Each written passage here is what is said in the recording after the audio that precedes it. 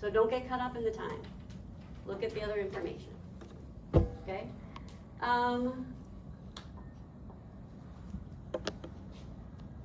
Okay, cardiac autoconduction, let's review that.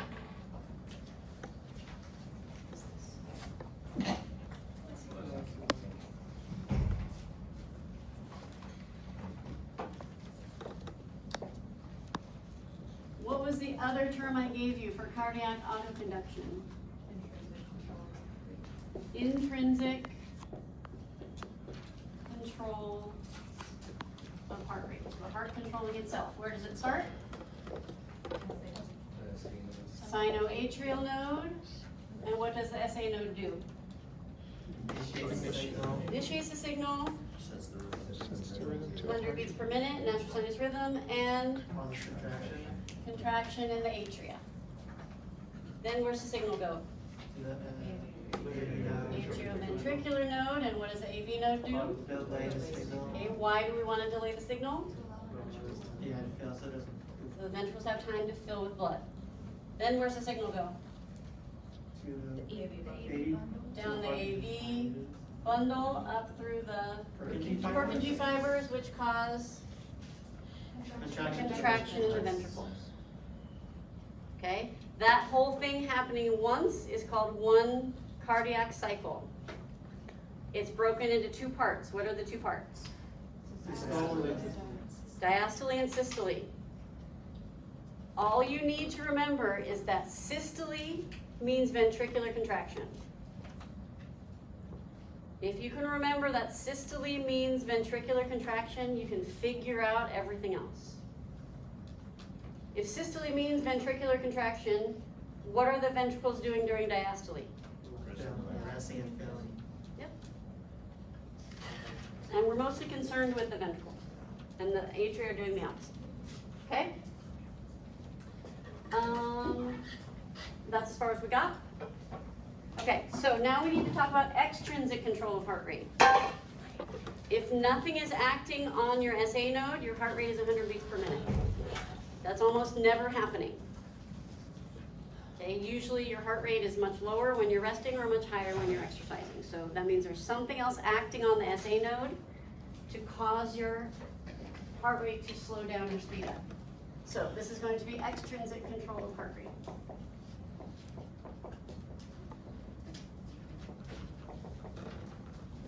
If I write HR, you know what I mean by that?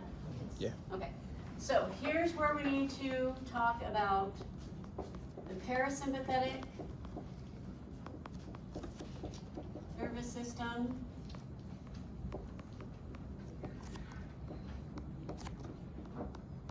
and the sympathetic nervous system, which you guys have studied before, I'm sure.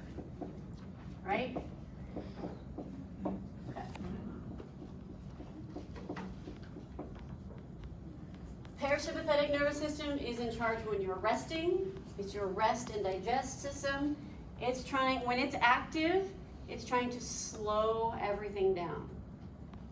So when in relation to your heart rate, when the parasympathetic system is most active, that's when your heart rate is lowest. So people who have very low resting heart rates have very active parasympathetic systems. The sympathetic nervous system is your fight or flight system. So it prepares you to fight or flee. And remember we said exercise is a stressor similar to an emergency, just on a smaller scale. So instead of getting a dump of the epinephrine, you're getting secretions. So sympathetic nervous system is in charge when you're exercising, and it's going to help you exercise. Just like it would help you fight or flee, and you can think of that as exercise. Okay, so parasympathetic nervous system is in charge when you're resting. It's trying to lower your heart rate. Sympathetic nervous system is in charge when you're exercising, and it's trying to elevate your heart rate to help you exercise. They're both acting on the SA node to do this. Okay? The sympathetic nervous system uses the vagus nerve.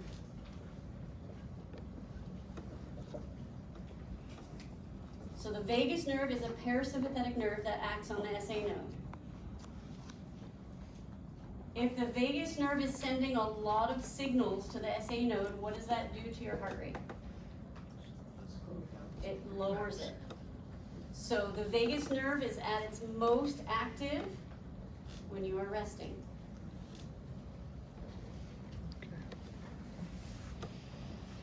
The sympathetic nervous system uses the sympathetic cardiac nerve. I will abbreviate it as SCN, but you need to know what that stands for. Sympathetic cardiac nerve is a sympathetic nerve that acts on the SA node. When the sympathetic cardiac nerve is sending signals to the SA node, what does it do to your heart rate? It raises it, elevates it.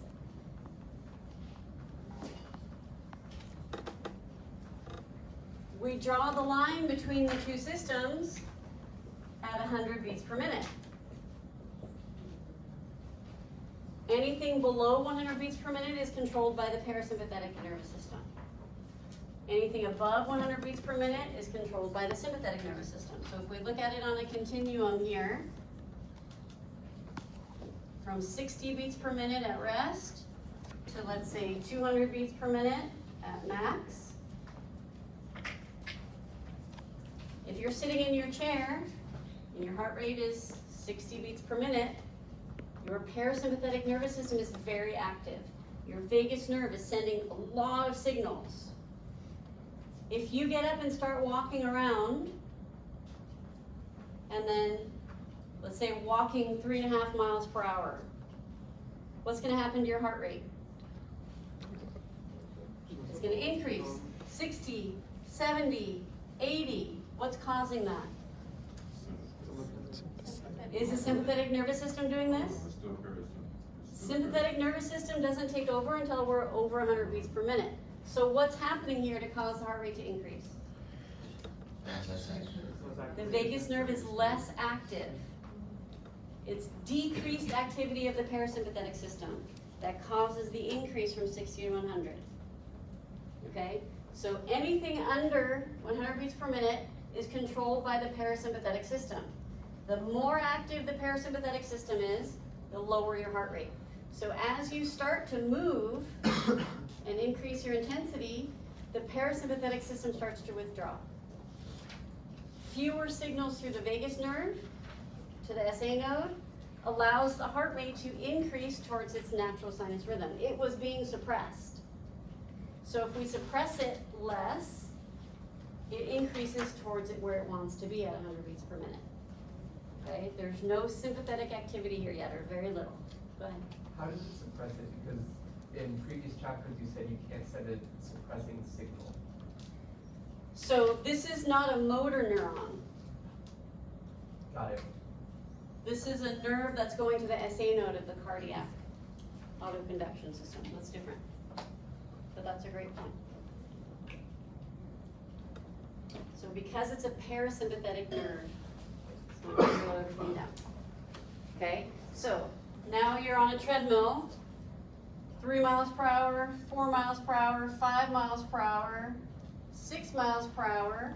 Your heart rate's now at 120. What's happening here? Parasympathetic system's pretty much done. Nothing else coming through the vagus nerve, but now the sympathetic cardiac nerve is sending signals to the SA node, heart rate elevating over 100 beats per minute. Okay? You keep going, 7 miles per hour, 8 miles per hour, 9 miles per hour, you get up to 170 beats per minute. Lots of signals going through the sympathetic cardiac nerve. Then you slow back down. 10 miles per hour, 8 miles per hour, 7 miles per hour. Heart rate's going to decrease. What's causing that decrease in heart rate? Less activity of the sympathetic nerve. Because we're stimulating it less, it's going to slow down towards 100 beats per minute. Then you slow back down 4 miles per hour, 3 miles per hour, 2 miles per hour. It goes back down from 90 to 75. What caused that? Vagus nerve. Increased activity of the vagus nerve. Everybody Everybody okay with this? So everything under 100 beats per minute is controlled by the parasympathetic system and the vagus nerve. Everything over 100 beats per minute is controlled by the sympathetic cardiac nerve. And I will add here epinephrine. Epinephrine is also secreted as part of the sympathetic nervous system. Epinephrine also acts on the SA node to increase your heart rate. So it's a combination of the sympathetic cardiac nerve and epinephrine acting on the SA node to increase your heart rate. Remember that epinephrine was also involved in increasing your breathing rate. With CO2, epinephrine also increases your breathing rate.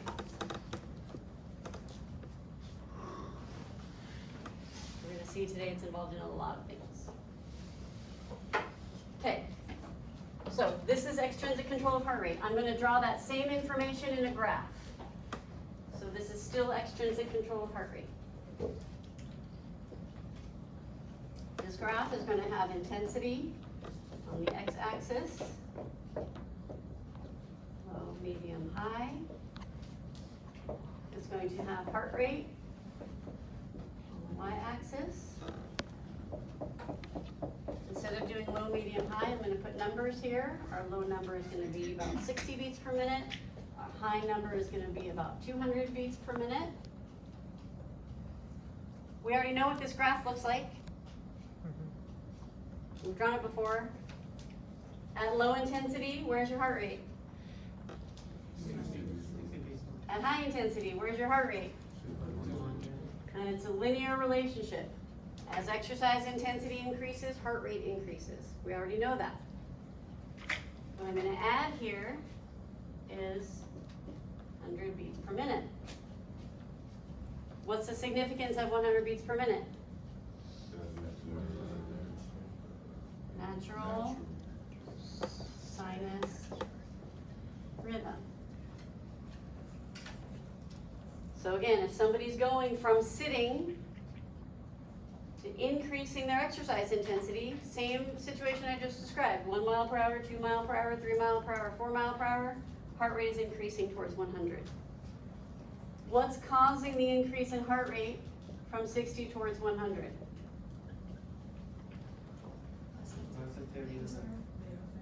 Decreased parasympathetic nervous system activity, specifically fewer signals through the vagus nerve, right? What we call that, we refer to it as vagal tone. Vagal tone refers to the activity of the vagus nerve. If there's a lot of activity in the vagus nerve, your vagal tone is high. So high vagal tone means an active vagus nerve means a low heart rate. It's parasympathetic. So low vagal tone would be fewer signals through the vagus nerve, would mean a higher heart rate.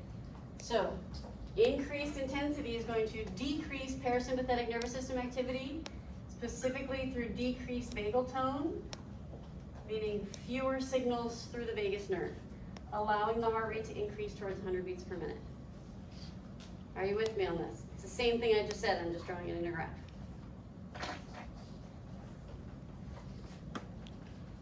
Okay. Hmm? So it says heart rate is rising due to the PNS activity dropping. And vagal tone dropping. Yep. Okay, we continue increasing our intensity, 5 miles per hour, 6 miles per hour, 7 miles per hour. Now our heart rate is increasing above 100 beats per minute. Those increases in heart rate are due to what? Increased sympathetic nervous system activity, specifically through the sympathetic cardiac nerve, more signals going to the sympathetic cardiac nerve, and more epinephrine being secreted. All of this acting on the SA node. Okay, you have to mention the SA node when you're talking about affecting the heart rate.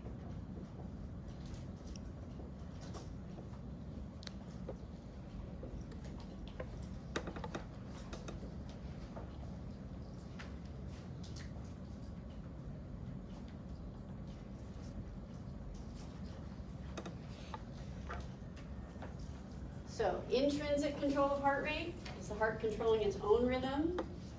Extrinsic control of heart rate is something external acting on the SA node to either speed up or slow down the heart rate. So we talked about three things that act on the SA node: the vagus nerve, the sympathetic cardiac nerve, and epinephrine. Extrinsic control of heart rate. Yes? Epinephrine just falls under sympathetic nervous system, Yeah. so it's just, wouldn't that just be, There are two different things that are causing an increase in heart rate under the same system.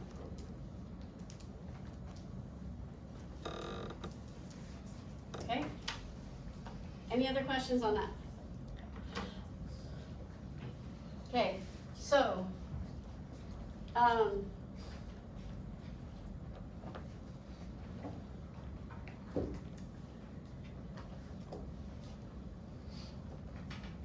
Matilda is running on the treadmill. She's walking on the treadmill.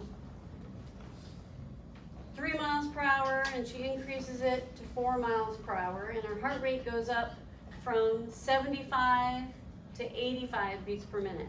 What caused the increase in heart rate? Decreased parasympathetic activity, decreased vagal tone, allowing the SA node to increase towards 100 beats per minute. Make sure you mention the SA node. Okay? She continues increasing her speed. Actually, let's move away from her.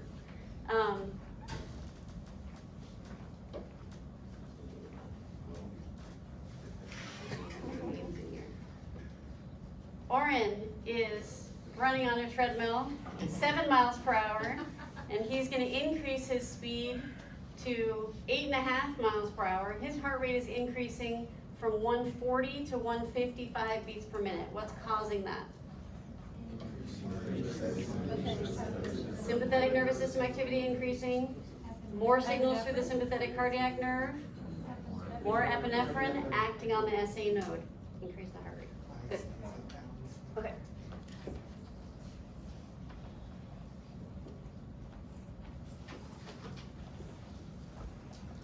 Now we're going to talk about controlling blood flow.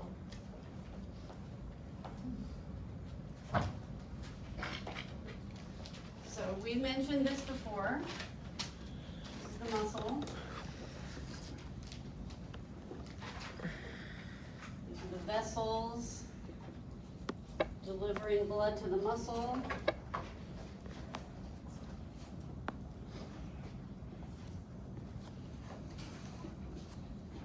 Coming from the left side of the heart, what are these vessels called? Arterioles.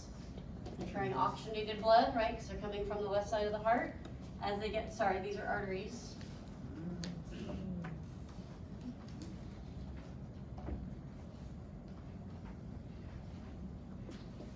Arteries. Then they get narrower and become arterioles. Then they get narrower and become capillaries. That's where the oxygen is being dropped off, carbon dioxide is being picked up. Then as they head back towards the right side of the heart, venules and veins. And we said the arterioles are the ones that have the muscular walls.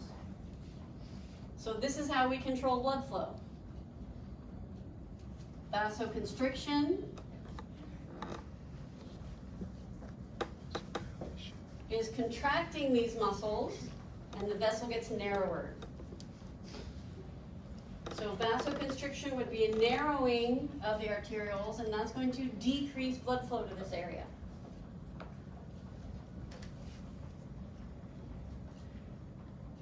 Vasodilation would be relaxation of these muscles, causing a widening of the vessel, which is going to increase blood flow to this area. So vasodilation will widen the vessel, will increase blood flow to an area. Why would we want to decrease blood flow to an area?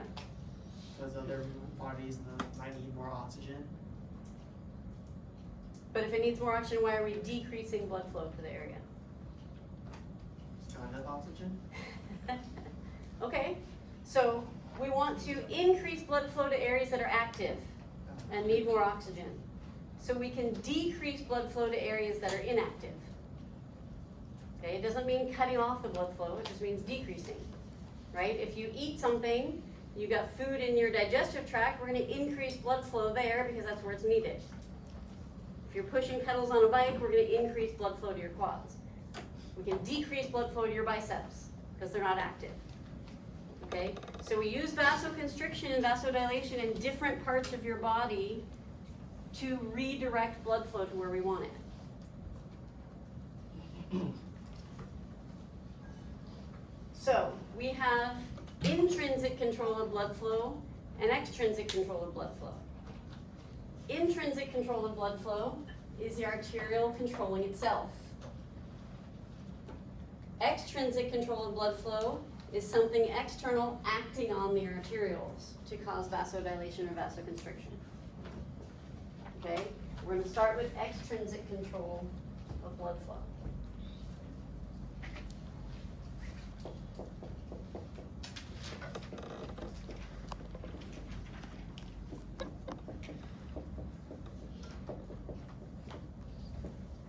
Extrinsic control of blood flow is through epinephrine.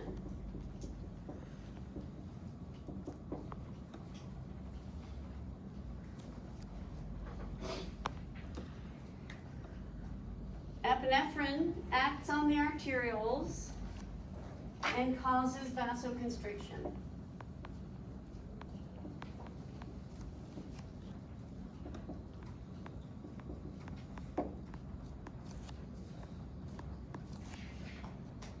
Epinephrine acts on the arterioles and causes vasoconstriction.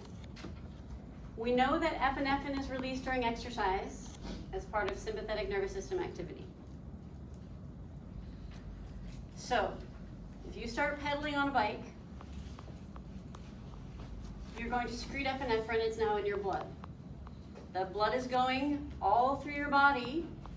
These arterioles have receptors on the walls, receptors for the epinephrine. So when the epinephrine is going through, it's going to bind to the receptors and it's going to cause vasoconstriction. This seems like it would be a problem. Go ahead. Wouldn't say, would not be a problem because your legs are doing all the work, so But it's going to cause vasoconstriction everywhere. There are two exceptions to this. Okay? Causes vasoconstriction everywhere.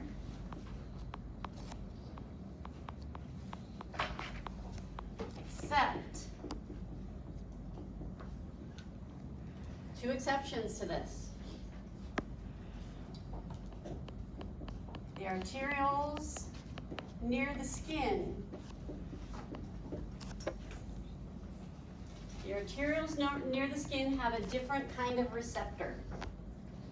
So they respond differently to the epinephrine. The vessels near the skin will respond to the epinephrine by vasodilating. Why would we want to vasodilate in the vessels near the skin? Cool down the body. For sweating, for thermoregulation. So this is why some people's faces turn red when they're exercising. It's vasodilation near the skin. Everybody's skin does it, just some people you can see it more than others.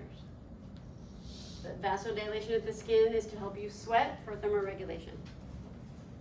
Okay, that's caused by epinephrine.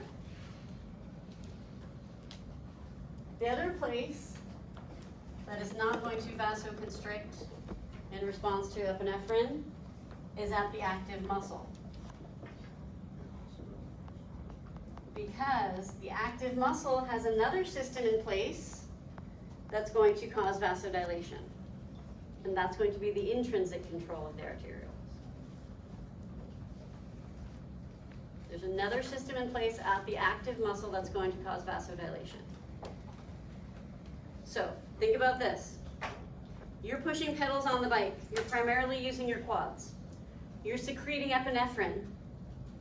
It's in your blood going around everywhere, so it's causing vasoconstriction in your biceps, in your digestive tract, in your brain, in your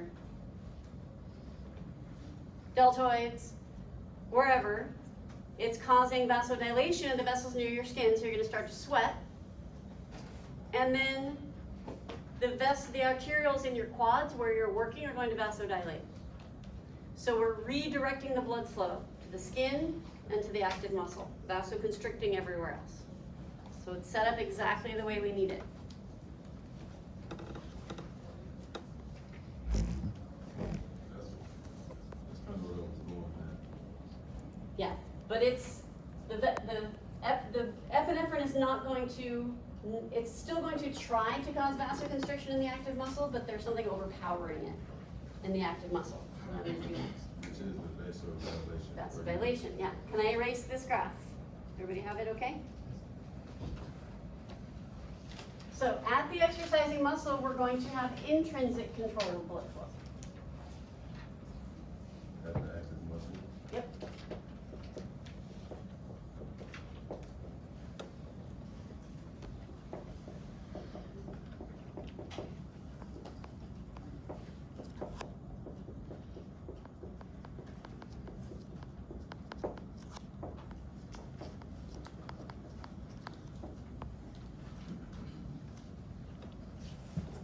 Okay.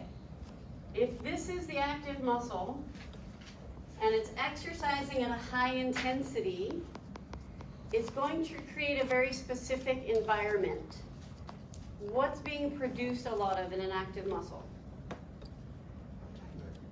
Lactic acid. So lactic acid levels are high. HLA means lactic acid. That also means there's going to be a lot of hydrogen, which means what's happening to your blood pH in this area? Acidic as well.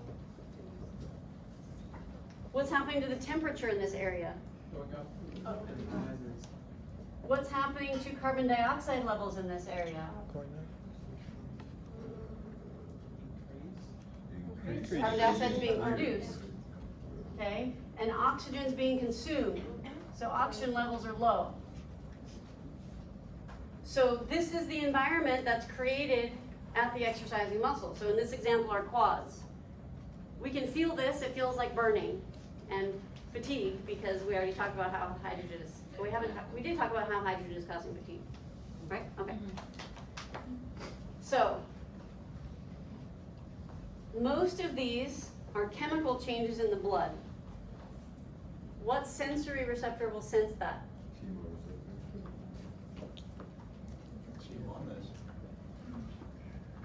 So the chemoreceptors are going to sense, we call these the local conditions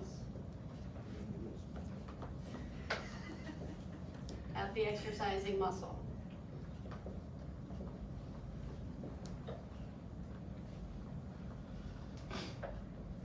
So chemoreceptors are going to sense these changes in this area, and that triggers vasodilation.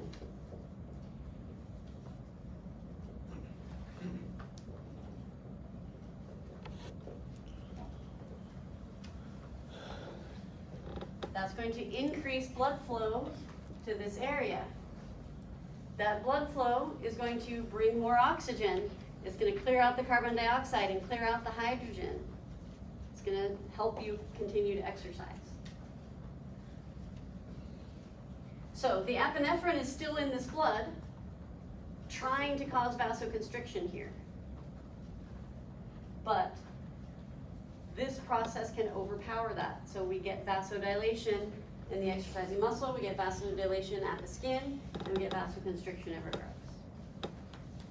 This is why if you're doing a full body exercise, burpees with a push-up, for example, requires a lot of musculature. You gotta vasodilate in all those areas. So no one area is getting a lot of oxygen delivery. It makes it harder. If you're just using one isolated area, it gets all the blood.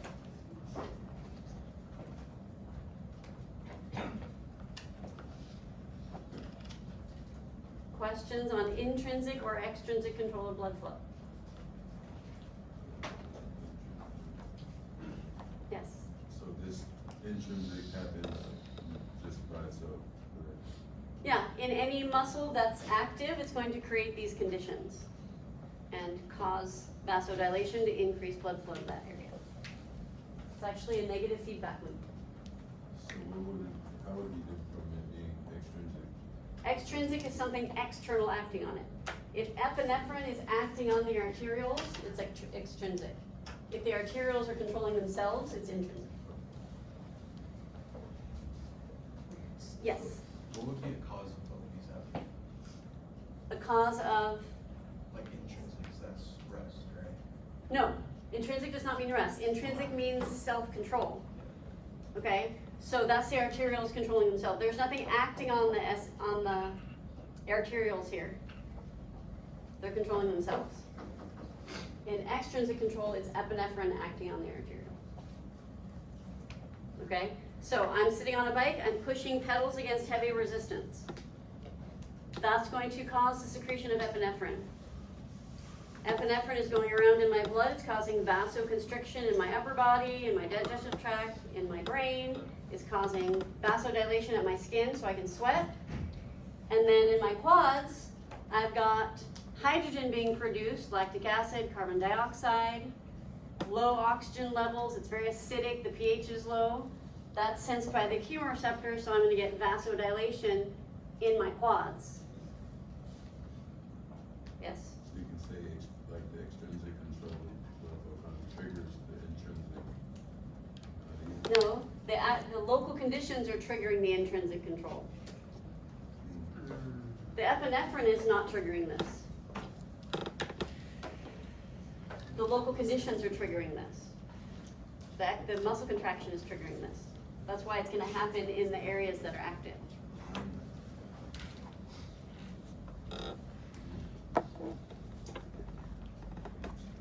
Do they both always go together, or can one happen without the other? So if you're resting, for example, you're not secreting a lot of epinephrine. So blood flow is pretty evenly distributed. There's not one particular area that is getting more than another. If you eat something, like I said, you're gonna increase blood flow to your digestive tract. If you start doing bicep curls, you're gonna increase blood flow to your biceps. Vasodilation, because you're gonna create hydrogen, lactic acid, drop the pH, trigger vasodilation. Wherever you have an active muscle, you're gonna get vasodilation. The higher the intensity you go, the more epinephrine will be secreted. The more you'll redirect blood flow to the active area by vasoconstricting everywhere else. So they're both happening at the same time in different parts of the body. Vasodilation and vasoconstriction happen at the same Can time. you say that one more time about epinephrine constricting? Vasoconstriction, I'm so sorry. Go back. I'm not sure what I said. Yeah. Epinephrine is causing vasoconstriction. Yes, in other areas that you're not using. Right. Yes, sorry, one second.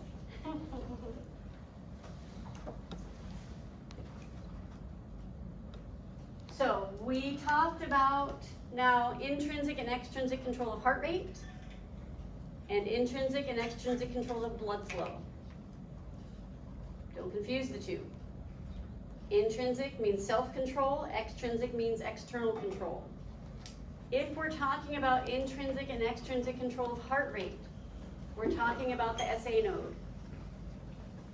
If we're talking about intrinsic and extrinsic control of blood flow, we're talking about arterioles. Okay, so if I ask you to explain intrinsic control of heart rate, don't start talking about arterioles. If I ask you to explain extrinsic control of blood flow, don't start talking about heart rate. Okay, one is in the heart, one is in the arterioles. Oh, there's another term here that I forgot to give my other classes. But it is on your quiz, so I need to. Intrinsic control of blood flow. Another term for this. Arteriole. Autoregulation. Arteriole, referring to the blood vessels. Autoregulation, self-control. So arterial autoregulation is the same thing as intrinsic control of blood flow. Just like we had cardiac autoconduction and intrinsic control of heart rate, right? Cardiac autoconduction is heart. Arterial autoregulation is blood flow. Okay? There's a hint in the words. Okay.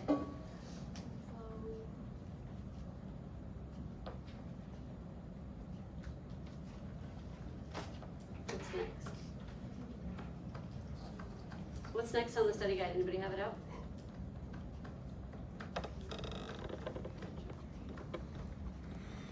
In chapter 7. Diastole. Where are you going over that? Stroke volume. Oh, the terminology. Thank you. Very important. Forgot we haven't done the terminology yet. Okay. So, bunch of terminology coming at you right now. Heart rate, we've already talked about.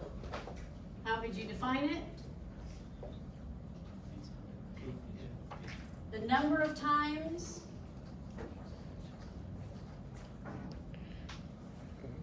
Heart rate is the number of times, what happens? The heart beats in 1 minute, right? It's in beats per minute. What controls it? SA. The SA node. So we call that the effector. The effector is what controls something. The effector here is the SA node. If we want to change the heart rate, we have to have a conversation with the SA node.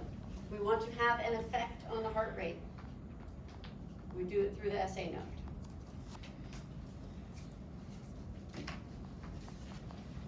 Stroke volume.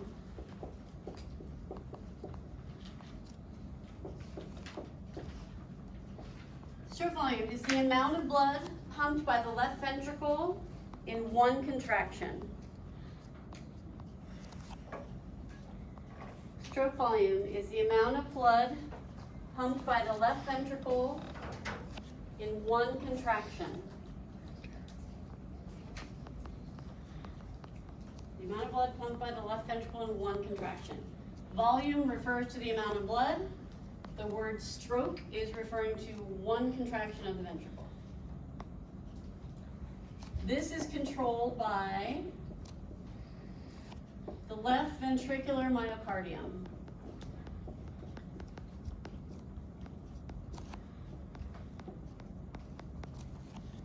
What does that mean?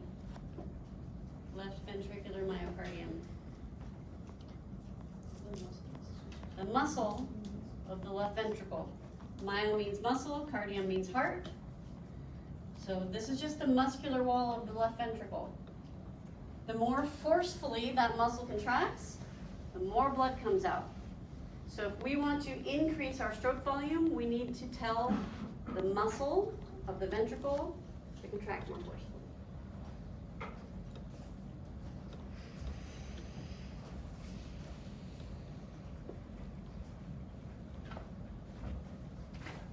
I'm going to write a formula here and then I'm going to explain it.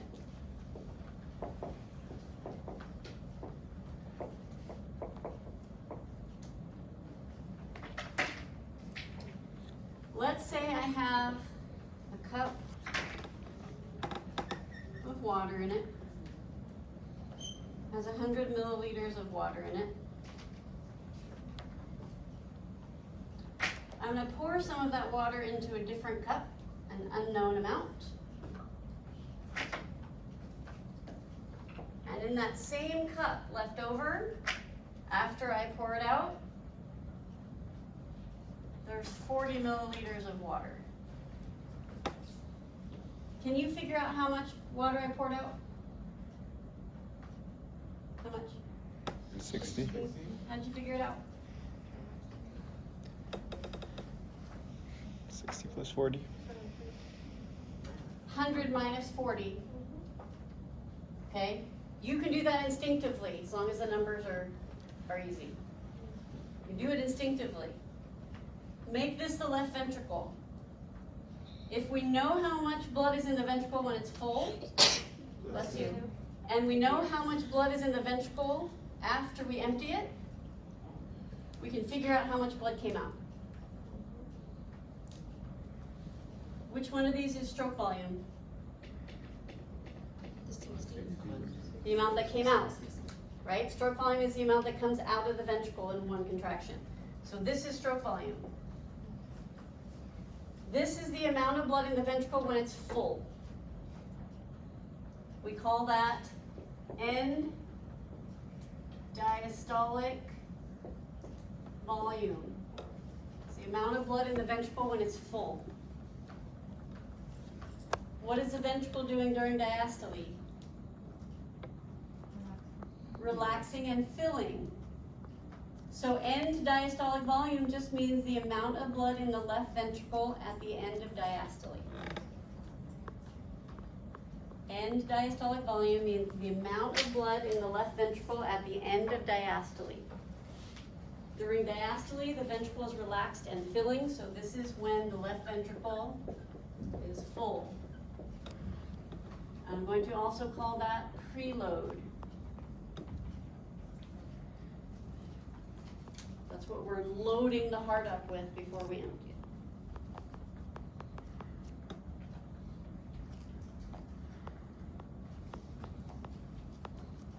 Okay. This one is the amount of blood in the ventricle after we've emptied it. Okay. Even though we're squeezing it, there's going to be some left in. Even though we're trying to empty the pitcher of water, there's still going to be a little bit left in. Okay. So this is called end systolic volume. The amount of blood in the left ventricle at the end of systole. The amount of blood in the left ventricle at the end of systole. What is the ventricle doing during systole? Contracting and emptying. So this is when the left ventricle is empty. It won't be completely empty, but it's been emptied.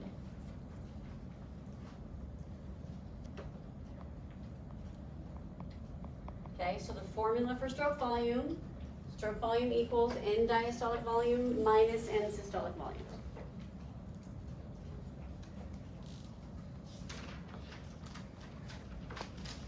Yes? You said the SV is like how much blood is left? No. Stroke volume is how much blood is pumped by the left ventricle in one contraction. How much blood comes out. So the ventricle contracts once. The amount of blood that came out is the stroke volume. The amount of blood that we filled it with is end diastolic volume. The amount of blood that comes out is stroke volume. And the amount of blood that's left in after we contract is end systolic volume.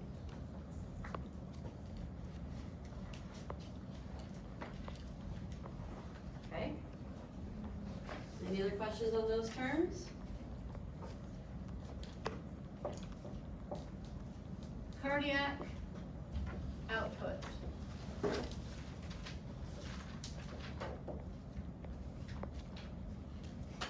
The abbreviation for cardiac output is Q. I have no idea why. But it does have a dot on top of it. We've seen that before on top of the VO2. Do you remember what it meant? Volume. The V means volume. What does the dot on top of it mean? Anybody remember? Per minute. So cardiac output is the volume of blood pumped by the left ventricle per minute. The amount of blood pumped by the left ventricle per minute. Out of curiosity, is that little dot like an accent mark, like an enya or something? No, I'm not sure why it means that. I just know that's the notation that's used in physiology.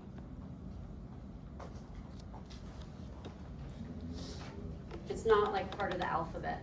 It's just a notation. Cardiac output is the amount of blood pumped by the left ventricle per minute. Stroke volume was per contraction. Cardiac output is per minute. Please make sure you understand the difference between the two.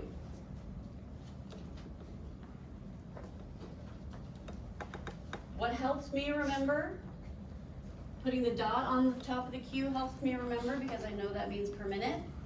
But also the word stroke in stroke volume refers to one contraction. Okay?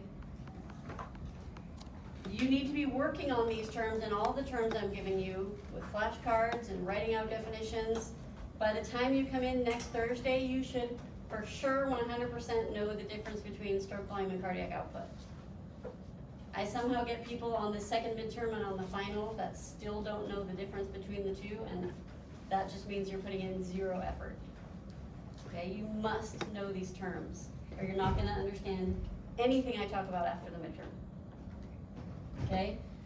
You can figure out how much blood is pumped per minute if you know how many times per minute the heart is beating, which is heart rate, and how much blood is coming out with each contraction, which is stroke volume. So cardiac output equals heart rate times stroke volume.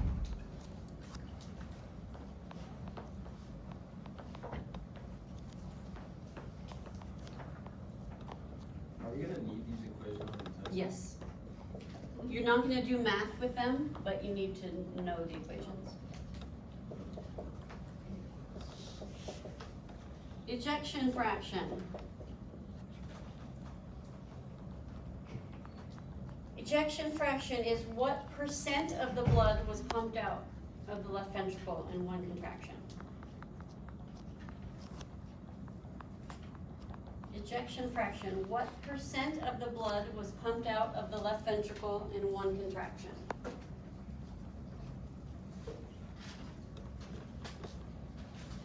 In this example, with the glasses of water, what's the ejection fraction? 60%. That's easy because I made it out of 100. Go ahead, You said the one contraction? one contraction. Wait, what percent? In this example, what percent of the total blood in the ventricle was pumped out Oh, I see. in one contraction? In this example with my glasses of water, it's 60%. That's easy because I made it out of 100. What's the math you did? It was 60 divided by 100, okay? So if I change this, make the numbers a little harder, and I start you at 210 milliliters, and I pour out 50, what does that leave me with? 60? Is that right? What's the ejection fraction? 23%, Okay, what math did you do? 55 by 210. Okay, so what's the formula?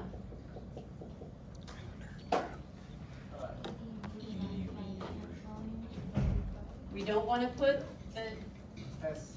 okay, this is stroke volume. What is this one? Divided by EDV. This is end diastolic volume when it's full. This is end systolic volume when it's empty. This is stroke volume. So formula is stroke volume divided by end diastolic volume times 100 to make it a percent. Okay, what came out divided by the total amount available gives you the percent.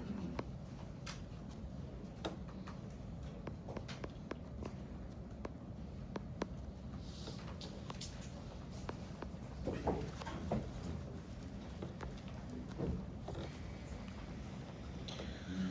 you round up? We're not gonna do math with those. You just need to know the formula and the concept.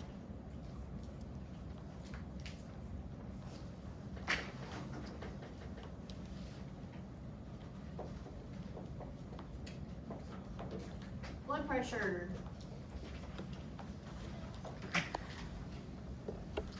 Blood pressure is the force exerted by the blood on the walls of the vessels. Blood pressure is the force exerted by the blood on the walls of the vessels.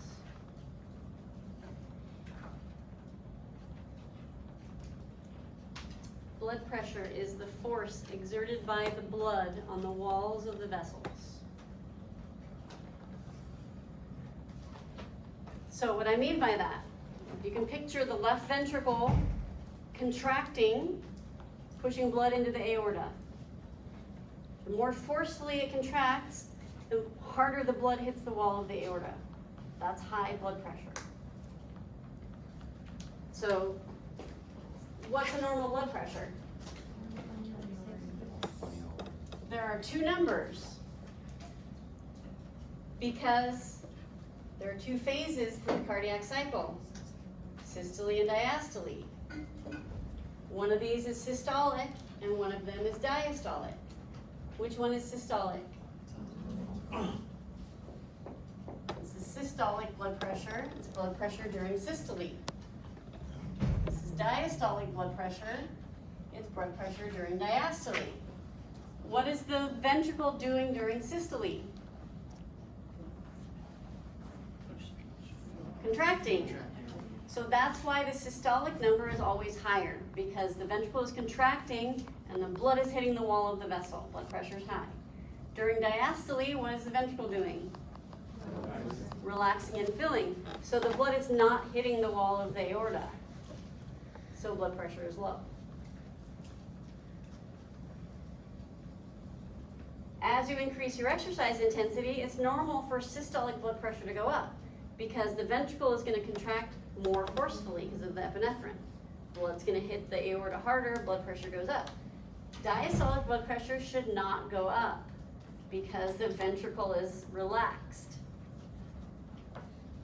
If your diastolic blood pressure goes up during exercise, that's an emergency. You need to see the doctor immediately. That's very bad. It should not go up. It even goes down a little bit. Have you guys done blood pressure in your lab? Anybody? Some yes, some no?